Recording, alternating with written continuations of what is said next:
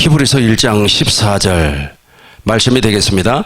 모든 천사들은 섬기는 영으로서 구원받을 상속자들을 위하여 섬기라고 보내심이 아니냐. 아멘. 영적 존재 천사라는 제목으로 하나님 말씀 선포하겠습니다. 하나님께서는 이 세상을 창조하실 때 보이지 아니한 세상을 먼저 창조하셨습니다. 그리고 보이는 세상을 말씀으로 창조하셨는데 이 보이지 아니한 세상은 언제 창조했는가를 알 수가 없어요. 그럼에도 불구하고 보이지 아니한 세상에서 존재하는 영물을 창조를 했습니다. 그 영물이 바로 천사입니다. 그 천사, 하나님은 천사를 창조하시고 그 타락한 천사가 또 사단 마귀 귀신이기 때문에 그 부분은 제가 다음 주에 설교하도록 하고 오늘은 천사부터 한번 살펴보도록 하겠습니다. 이 천사를 하나님께서 영으로 창조를 했습니다. 우리와 같이 천사는 육체가 없어요. 즉 살과 피가 없다는 겁니다. 혈, 육이 없어요. 이게 하나도 없습니다.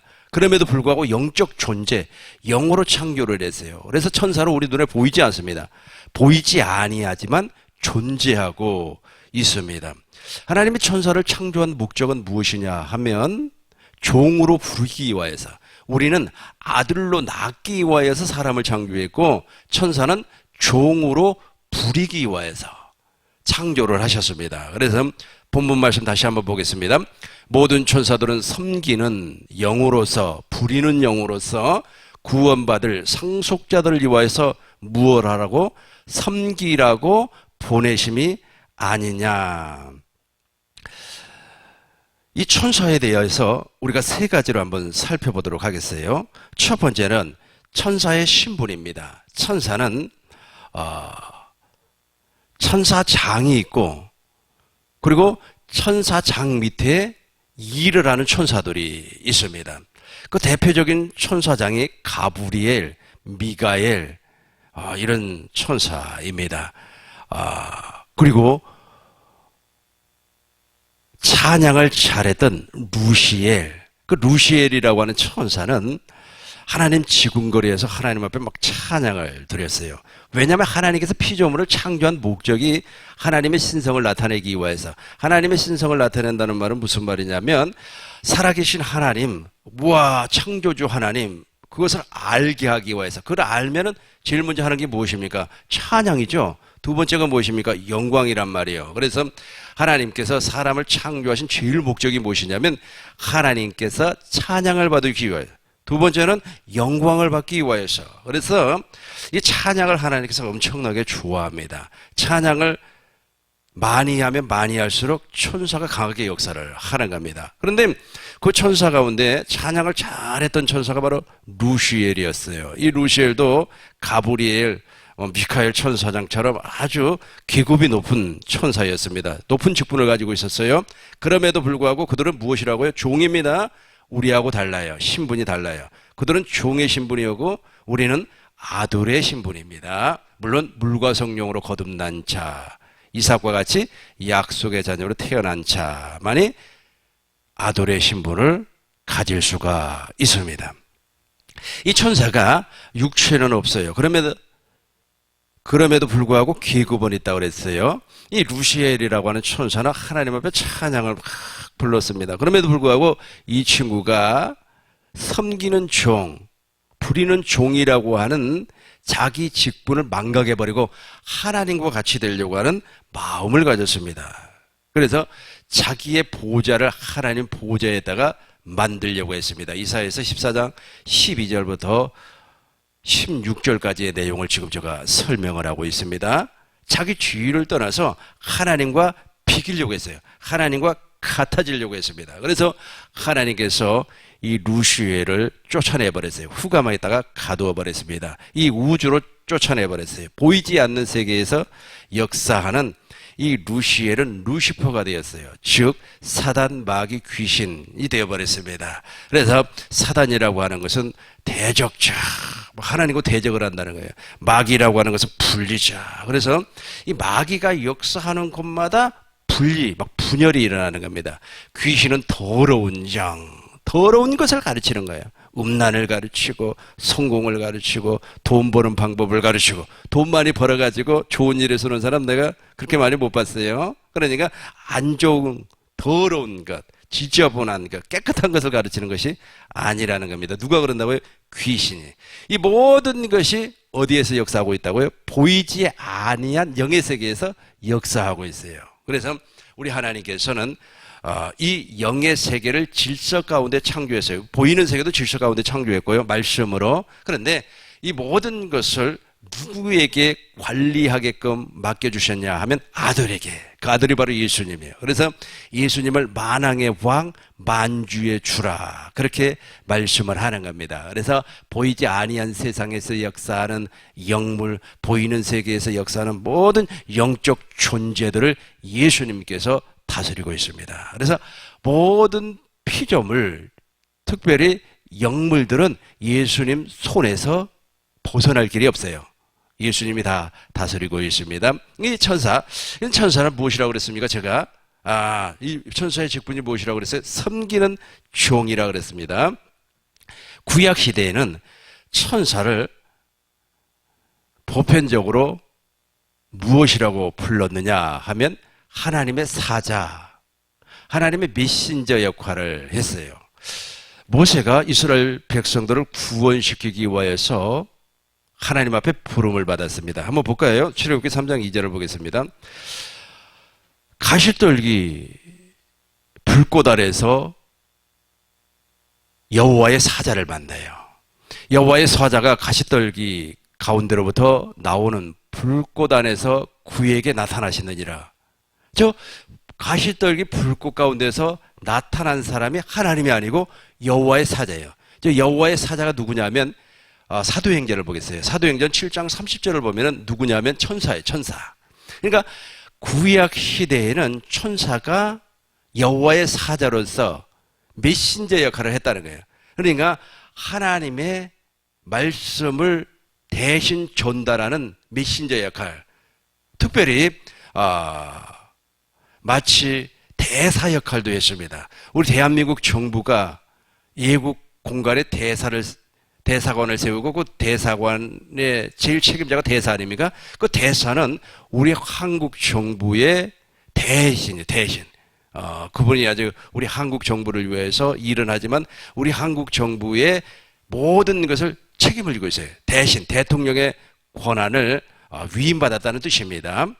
40년이 참에 천사가 시인의 산 광야 가시떨기 아까 보니까 아까 여호와의 사자라고 그랬지 않습니까? 출애굽기에서는. 근데 사도행전에서는 무엇이라고 그래요? 천사라고 그랬단 말이에요. 그래서 구약 시대에는 천사가 사람으로도 나타납니다. 사람으로 나타나요. 그러니까 보세요. 아브라함이 창세기 18장에서 세 사람을 만나죠. 그 세 사람 가운데 천사가 존재를 하고 있어요. 천사. 그리고도 아브라함의 아들 이삭의 아들 야곱이 약곡강 나루터에서 어떤 사람과 씨름을 하면서 기도를 했단 말이에요. 그죠? 씨름을 했단 말이에요. 그런데 어떤 사람은 그 사람을 천사라 그렇게 이야기를 하고 있습니다. 그런데 마틴 루터라고 하는 사람은 그 사람이 천사가 아니고 예수님이라 그렇게 표현을 하고 있습니다. 물론 중요한 것은 천사가 예수님의 대리자적인 역할, 메신저적인 역할을 했다. 그렇게 이해를 할 수가 있겠습니다. 구약 시대에는 천사 하나가 아주 그냥 아수르 제국을 멸망을 시켜버렸습니다. 한번 보겠습니다. 역대하 32장 21절부터 보겠습니다. 천사의 힘이 이렇게 막강해요. 엄청납니다. 여호와께서 한 천사를 보내어 아수르의 왕 진영에서 모든 큰 용사와 대장과 지휘관들을 멸하신지라. 아수르 왕이 낯이 뜨거워 그의 고국으로 돌아갔더니 그의 시내전에 들어갔을 때 그의 몸에서 난 자들이 거기서 칼로 죽였더라. 계속해서 보겠습니다. 이와 같이 여호와께서 히스기야와 예루살렘 주민을 아수르 왕 사네림의 손에서 모든 적국의 손에서 구원하여 내사. 그렇죠? 그러니까 아수르 제국의 사네림이 군사를 이끌고 와서 예루살렘 성을 막 푹 일어났어요. 막 건망하죠. 막 큰일 날 뻔했습니다. 아주 그냥 이스라엘이 막 멸망을 당할 수밖에 없는 위기의 순간, 절제절명의 순간에 히스기야 선지자가 하나님 앞에 간절히 기도를 했습니다. 히스기야 왕 기도를 했어요. 히스기야 왕이 하나님 앞에 기도를 했습니다. 기도를 하니까 하나님의 천사 딱 한 명을 보냈어요. 다시 20 보겠어요. 다시 보겠습니다. 21절. 여호와께서 한 천사를 보내요. 아수르 왕. 그러니까 천사 하나를 보내서 아수르 진영의 군대 장관, 용사들, 큰 용사들, 지휘관들을 완전히 멸절을 시켜버렸어요. 다 죽여버렸습니다. 천사가 이 정도로 막강한 권한을, 위임을 받았습니다. 두 번째 살펴볼 것은 신약 성경에 나타난 천사입니다. 마태복음 26장 53절을 보겠습니다. 너는 내가 네 아버지께 구하여 12군단 더 되는 천사를 보내게 할 수 없는 줄을 아느니라.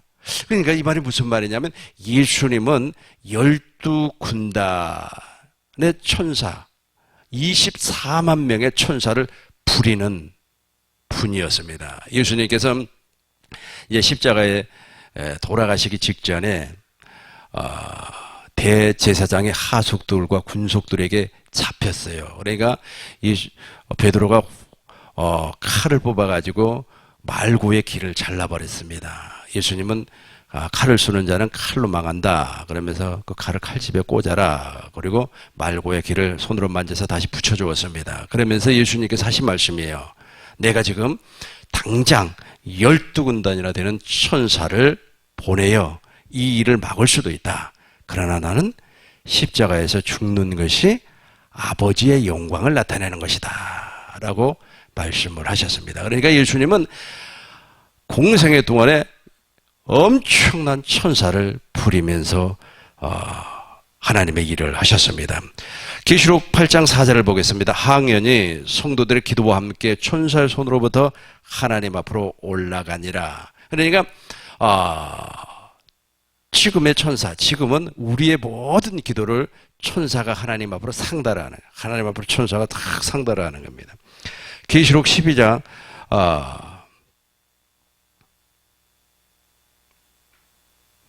보겠습니다. 계시록 8장 12절부터 보겠습니다.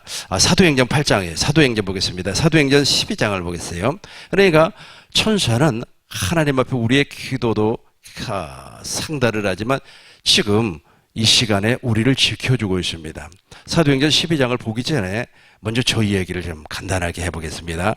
저는 지금까지 참 살면서 죽을 고비도 많이 넘겼어요. 그런데 지금까지 멀쩡하게 살아 있습니다. 아주 강원도에서 운전을 할 때는 그 차가 말이에요 쭉 미끄러 내려가는데 아주 그냥 아찔하죠. 그럼에도 불구하고 누가 이렇게 딱 붙잡아요. 천사 아니겠습니까? 천사가 저를 지켜주는 겁니다. 또 제가 말씀을 잘 중거할 수 있게끔 가브리엘 천사가 가브리엘 천사 휘하에 있는 천사들을 보내가지고 아주 막 메신저 막 말씀을 중거할 수 있는 힘을 주는 겁니다. 그러다 보니까 하나님의 말씀을 중거하는데 어려움이 없어요. 막 영감을 막 쏟아부어 주는 거예요. 막 그냥 12배, 7배의 배에 막 영감을 쏟아부어 주는 겁니다. 밤늦게 이렇게 운전을 하고 가는데 누가 옆에 앉아 있어요. 그래서 누가 앉아 있죠? 이렇게 보는데 사람은 없어요. 근데 꼭 앉아 있는 기분이에요.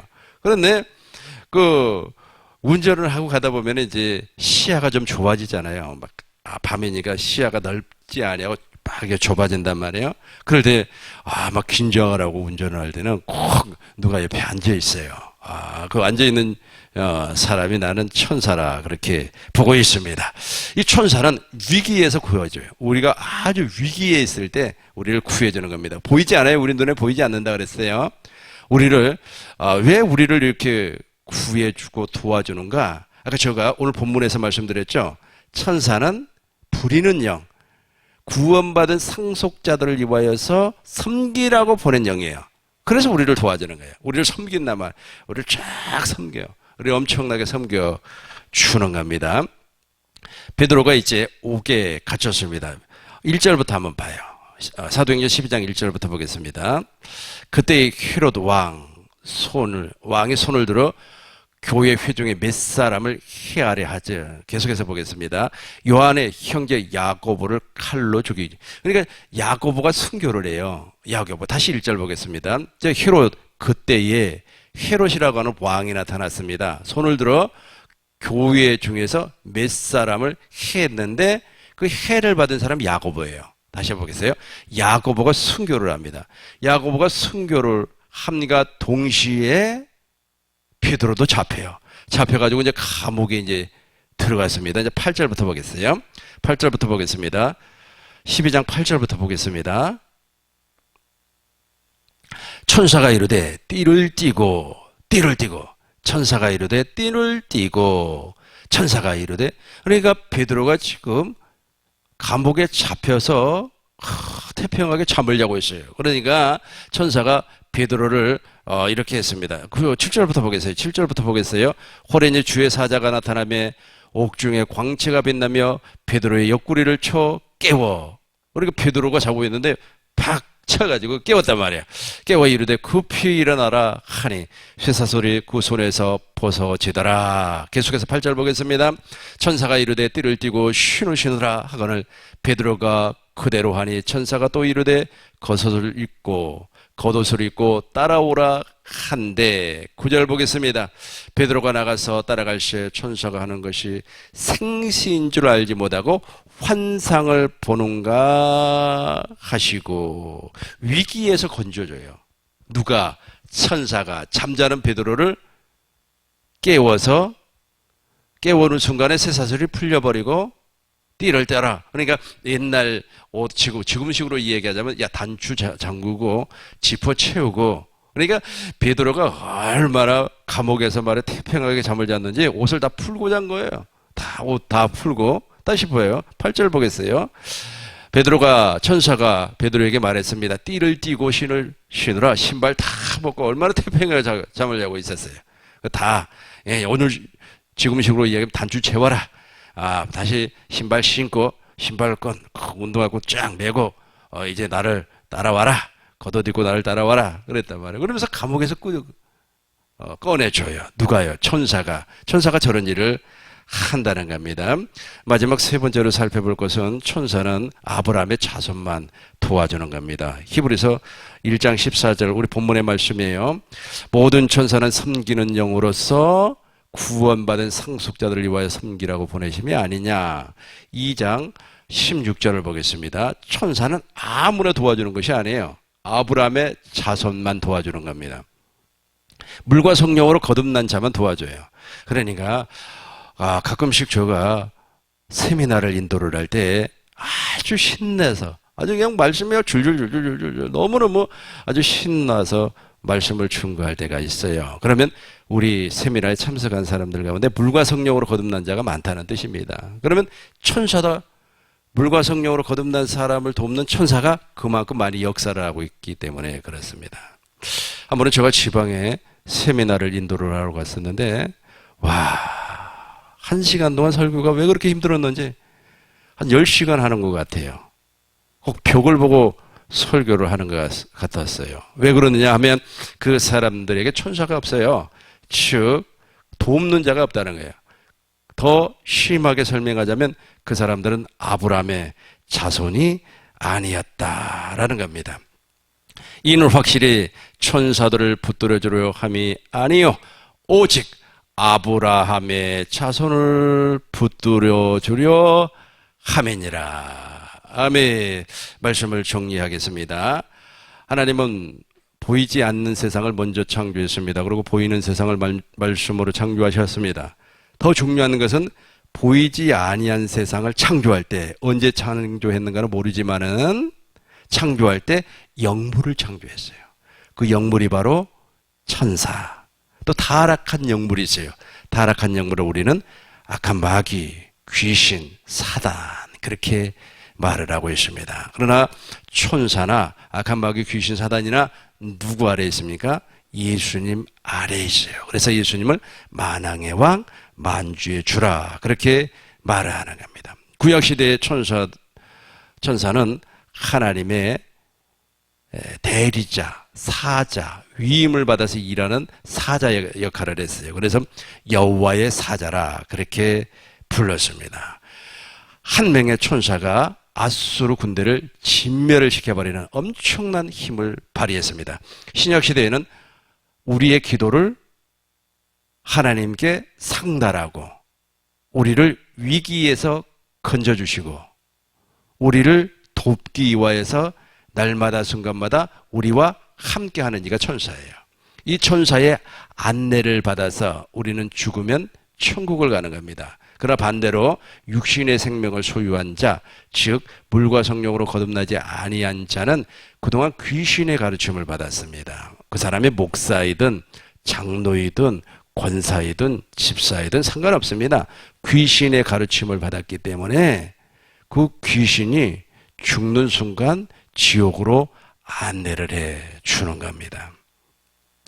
그리고 천사는 아브라함의 자손들에게만 역사하고 도움을 주는 겁니다. 위기에서 건져주시고 또 우리에게 힘을 공급해 주는데 아무에게 해주는 것이 아니라 아브라함의 자손들에게만 해주는 겁니다. 우리 꿈 있는 게 모든 성도님들이 아브라함의 자손이기 때문에 천사의 도움을 많이 받으시길 주의 이름으로 축원합니다. 기도하겠습니다. 거룩하신 아버지 하나님, 아버지의 은혜와 사랑을 진실로 감사를 드립니다. 우리를 긍휼히 여기시고 불쌍히 여겨주시어서 날마다 순간마다 승리의 삶을 살아갈 수 있도록 주여 역사하여 주옵소서. 돕는 천사가 날마다 우리에게 역사하게 하여 주시고 돕는 천사가 날마다 부지런히 일할 수 있도록 주여 역사하여 주옵소서. 우리의 마음이 되시고 우리의 생명이 되시는 우리 주 예수 그리스도의 이름으로 기도하옵나이다. 아멘.